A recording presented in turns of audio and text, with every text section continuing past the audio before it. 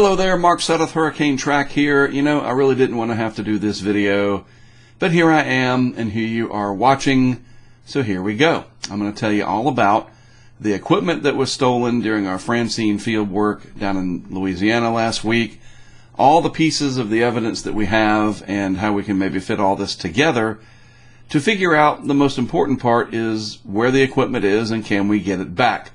Certainly I'm interested in who did it and maybe even why, but more importantly than going after them and trying to make their life miserable in all the ways that we could, it is more important to me that we get the equipment back because it is useful. It is useful in collecting scientific data, and it helps our project, and it was crowdfunded. You know, it was donated by people. We have hundreds of people that support this project. They didn't steal from me necessarily. They stole from our community, from our group that helps to support all of this. And so all of us are offended by this. And so I figured, let's put everything together. Let me show you what I know. And maybe somebody knows something. Maybe somebody has already been talking about it. Maybe somebody saw this somewhere. And we can figure out, most importantly, where the equipment is and maybe have a chance to get it back. But let's start at the very beginning. And I'll start with when we set everything up.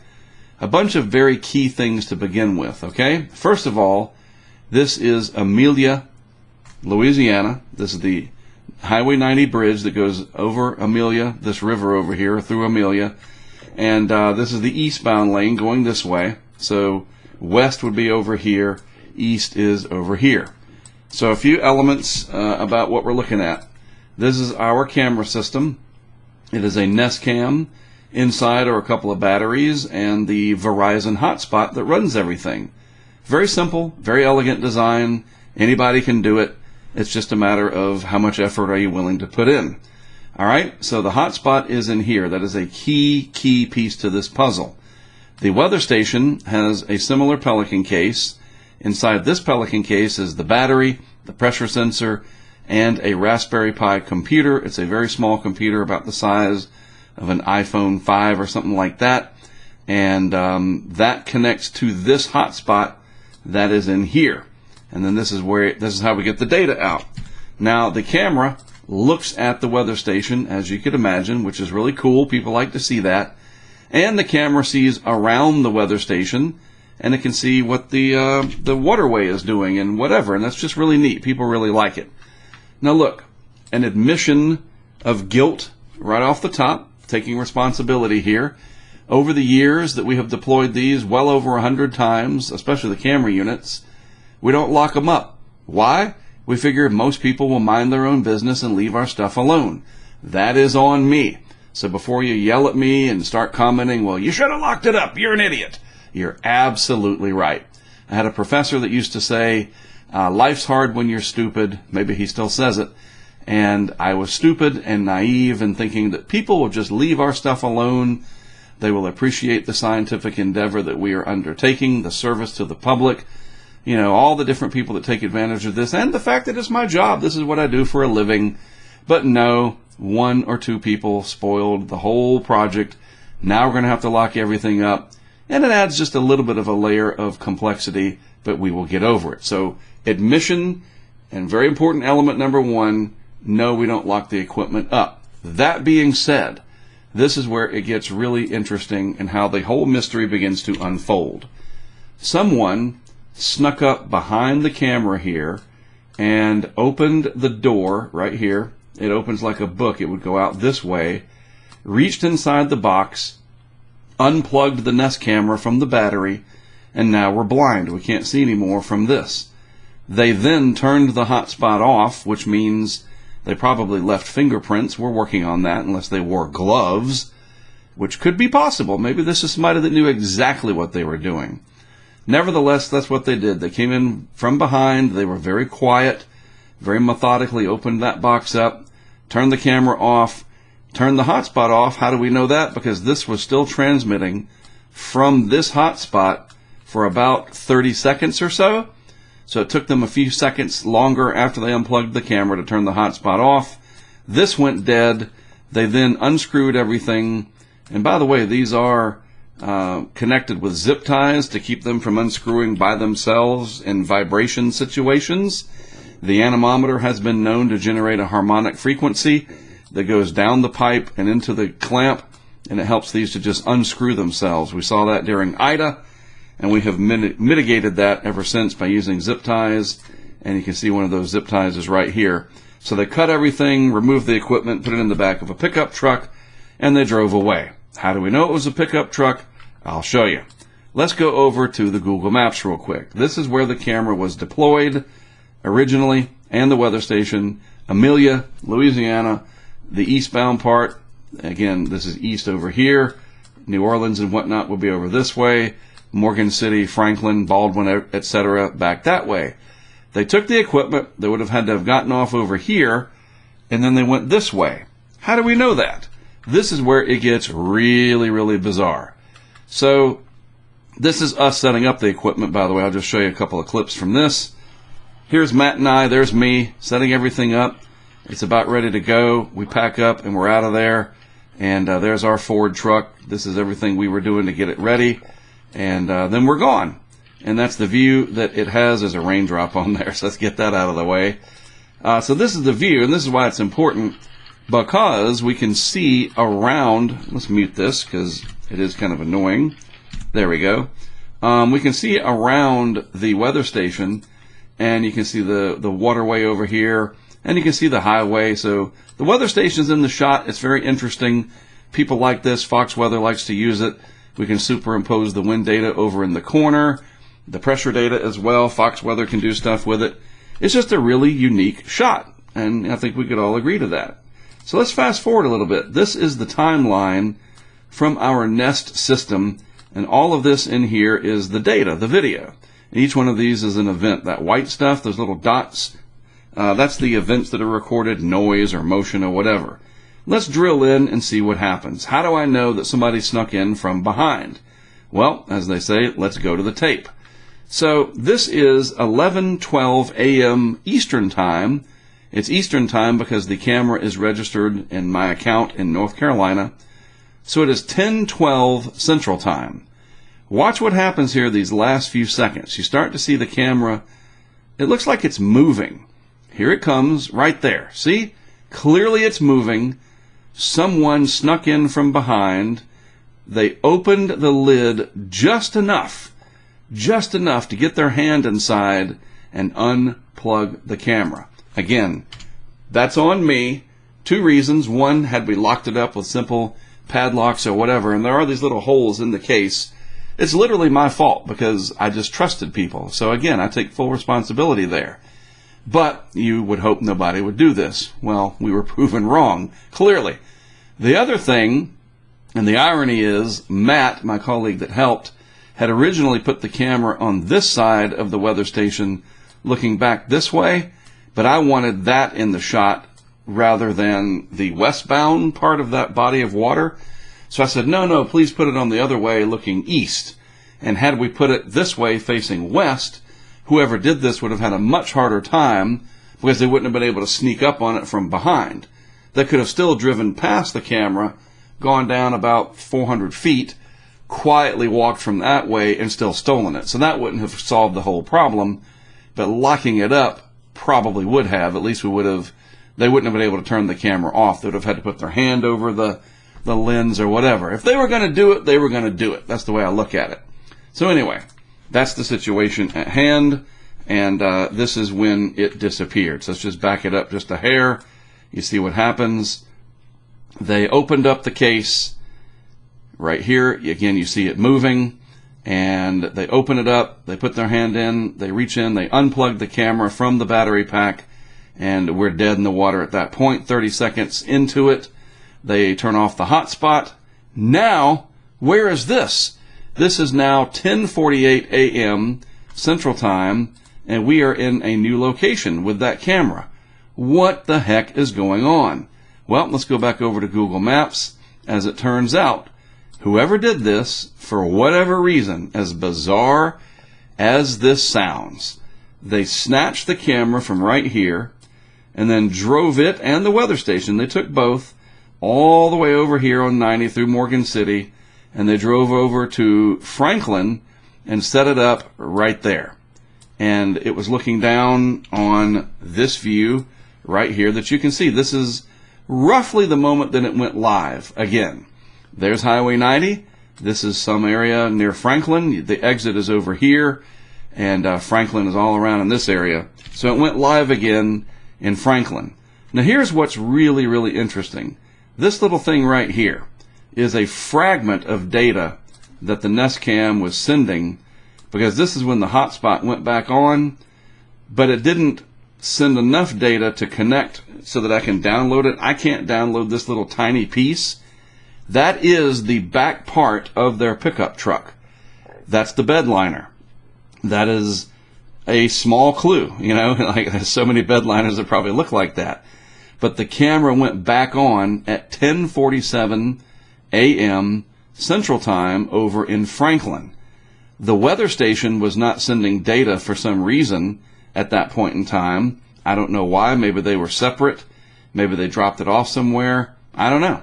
But yeah, the camera went live 40-something miles from where we set it up to the west.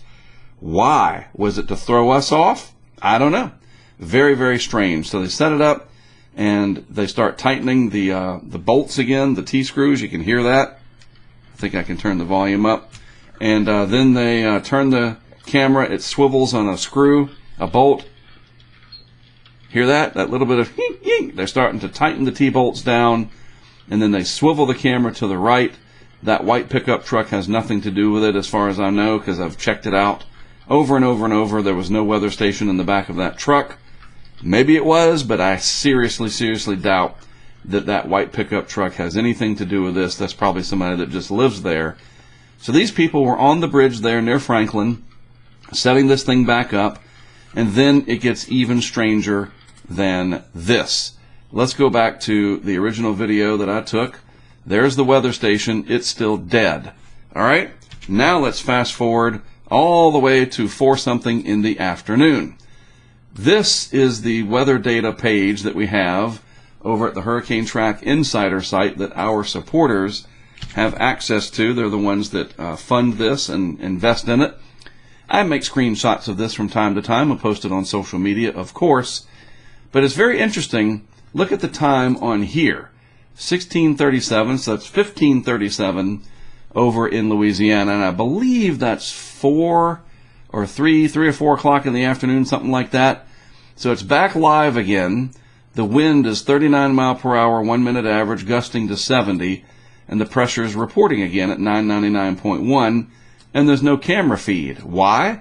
Because the camera is in Franklin, not near the weather station. Remember, the two of these talk to each other through the same hotspot.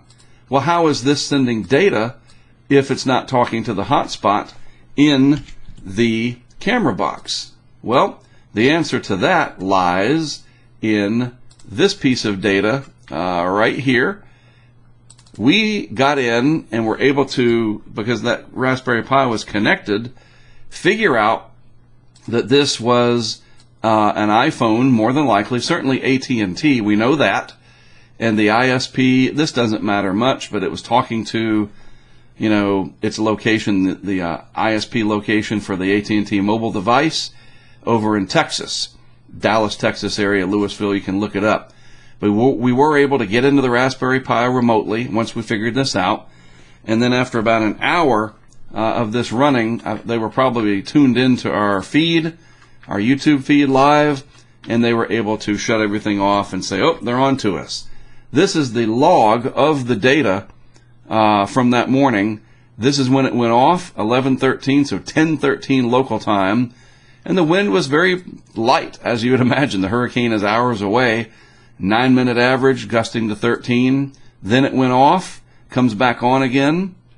And this is 14:38 local time, which is, I think, what is that, about 4:38 local time, something like that.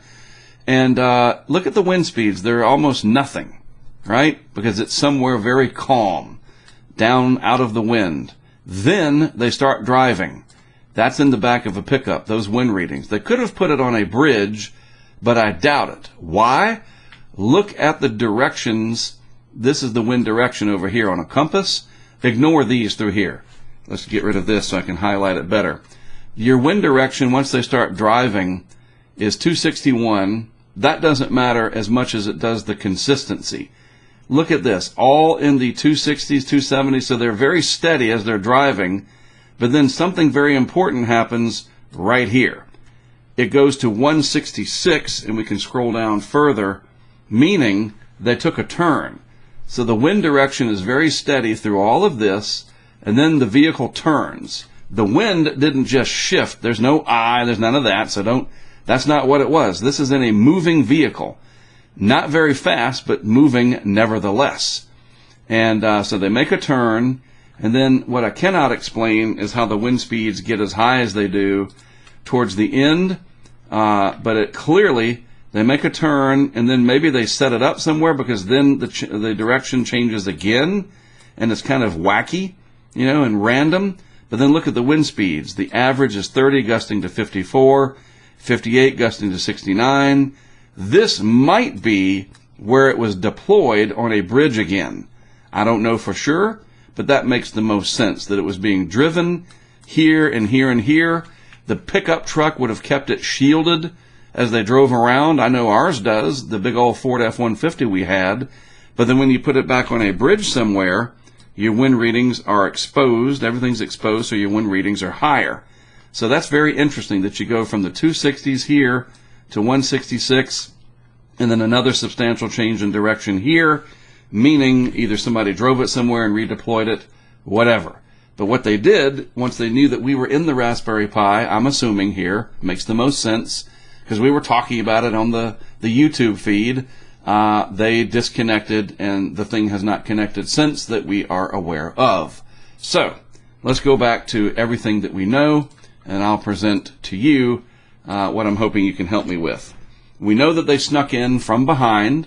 They were very quiet about it. They knew that it was not going to be locked, probably. So they must have been watching our feed. They might have even been on our Discord. Maybe they paid the $10 as a supporter, in quotes there, open and end quotes, just to have access to this kind of stuff. Hard to know. But they knew what they were doing. They knew how to pair the Raspberry Pi to their AT&T device. It's not really hard. It's a Linux system. It's, it looks like Windows. It's, like I said, it's about this big, the Raspberry Pi computer. But you got to get in. There's a little mouse that I keep in the box, and you got to go over to little tiny icons and find your hotspot. You got to put in the password. It takes a little bit of effort, but they did. They got it back online, and it hasn't been on since. So really, really strange, really odd, but we don't have our equipment, at least the weather station. Now here's the thing.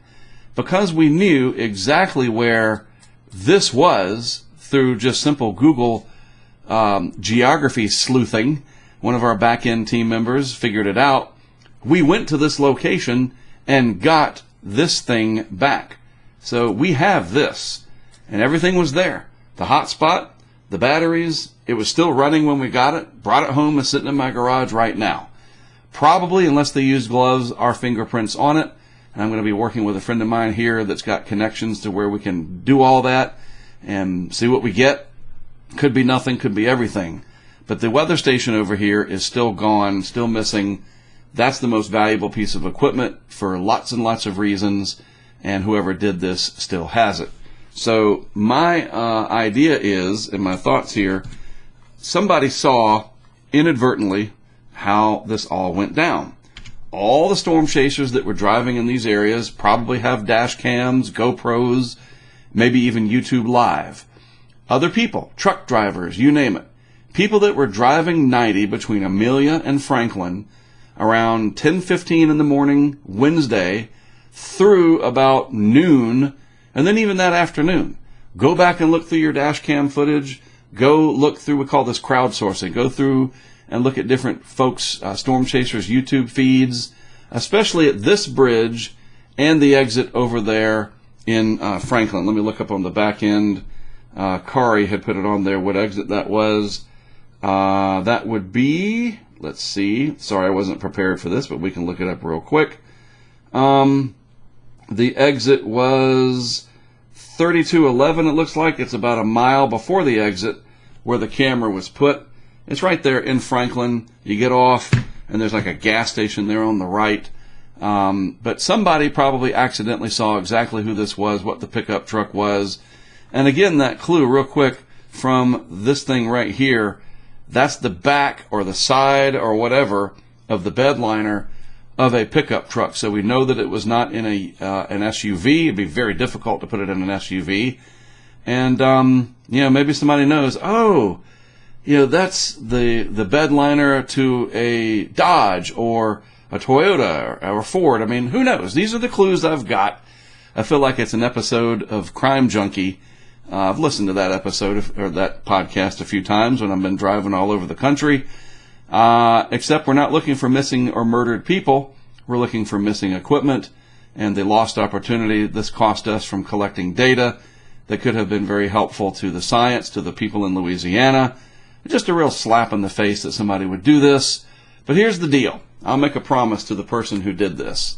If you could email me, you're probably watching this video. You knew where we were. You knew what we were doing. If you could email me, Hurmark, HURRMARK @gmail.com. I'll put that in the description of today's video. And just tell me, I'm going to go put it on the Amelia Bridge again. I'll latch it down and I'm going to leave it. Let me know you did that. And I'll have one of our supporters in the area. We got a lot of friends down there. They'll come get it, and I'll pick it up whenever I come to Louisiana next. And I will promise you, and here's how you can trust me, I won't tell anybody who you are. I won't call the police. What are the police going to do? They got other things going on in Louisiana that are far more important than this. I won't put your name out there. I might email you back and say, why did you do this? And maybe figure out what's going on in your world, but no, I won't do a Liam Neeson version of, I will find you and I will, he said, kill somebody. I'm not going to be like that. You have to trust me. All right. So here's a good way to trust me. Send me that information. Yep. I'm going to put it back on the bridge there in Amelia. Tell me you did it.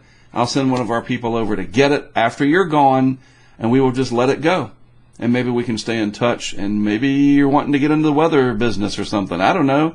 This isn't the way to do it though. All right. Anybody else? And by the way, the time is ticking because we're going to figure out who did this, and you've got a chance. And that'll be my only,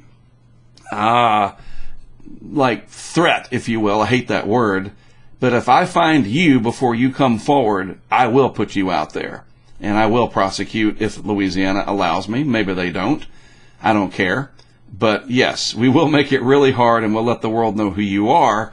But you have an opportunity until we catch you to tell me it's back where you put it, come and get it, and even an apology would be nice. And I promise you, I will not speak a word to it, not even nobody it'll just be between you and me, and you have my word. And the way you can know that is you'll never hear me talk about it again, except I would say on the internet and whatnot, yes, we got it back, we appreciate it, and that'll be the end of it. All right?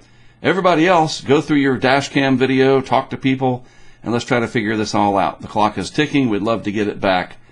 And that's about it. All right? Thanks for watching. I appreciate it. I'm Mark Sudduth. I'll see you again on a regular version of this video where we talk about the weather, the tropics, and all that kind of stuff. Again, thanks for watching. Have a good rest of your day.